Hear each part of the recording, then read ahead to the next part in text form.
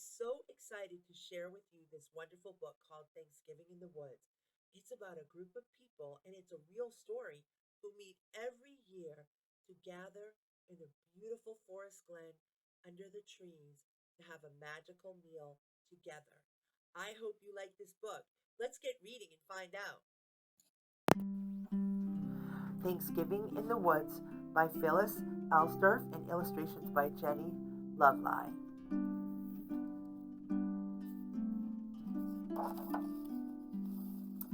Every Thanksgiving for more than 20 years, a family in upstate New York has hosted an outdoor Thanksgiving feast in the woods on their farm. Almost 200 friends, relatives, and newcomers join in the festivities each year, regardless of the weather.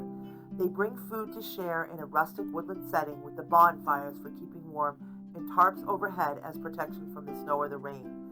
It's a great celebration and joy with music and singing filling the air for this Thanksgiving in the woods. When the fall winds blow cold and jack-o'-lanterns lose their smiles, when branches lie bare and cornstalks rustle in the wind, that's when it's time for Thanksgiving in the woods.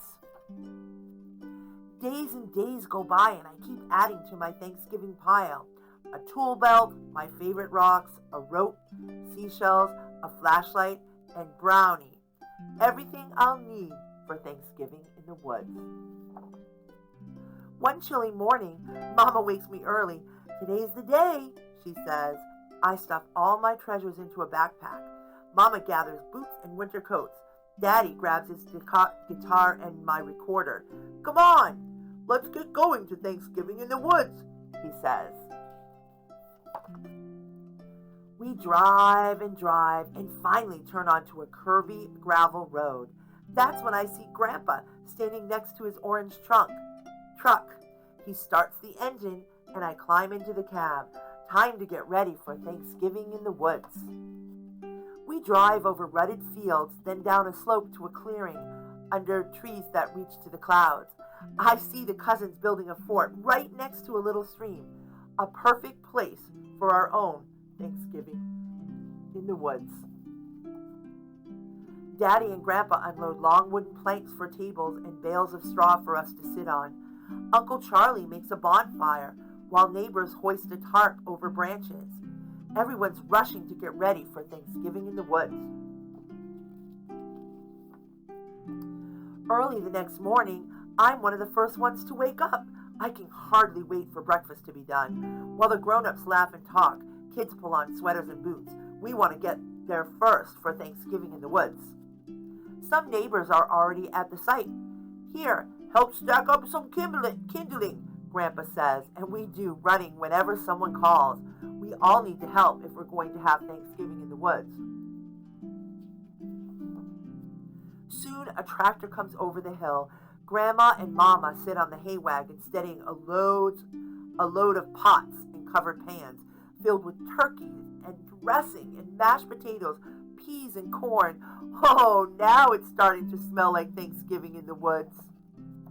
Neighbors and relatives and lots of people I don't even know cross the field to the hollow under the hemlocks. They carry baskets and bags and boxes filled with apple pies and apples and pickles and pies and every imaginable food to share for Thanksgiving in the woods. At 1 o'clock, Grandma rings her special bell. We form a circle and sing, "'Tis the gift to be simple, 'tis the gift to be free." People talk for a long time about being thankful. Brownie gets very hungry, waiting until it's time to start Thanksgiving in the woods.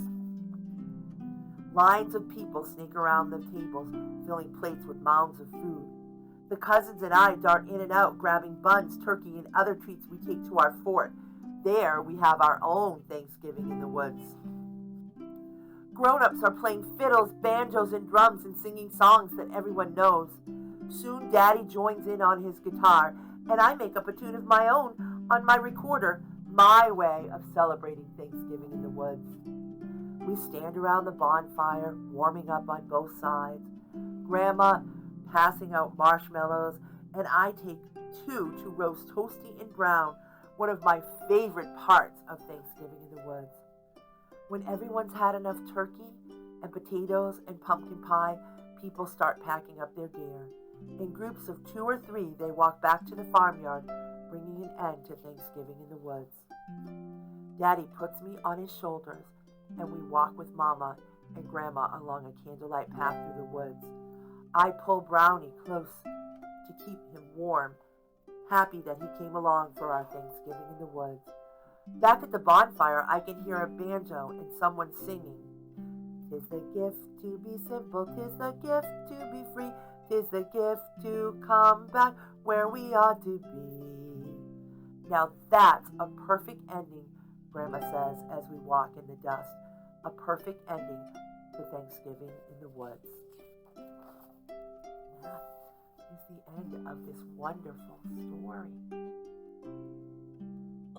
I hope you enjoyed this wonderful story called Thanksgiving in the Woods. And I hope if you celebrate Thanksgiving that you have a wonderful, magical day. Have a great day. Bye-bye.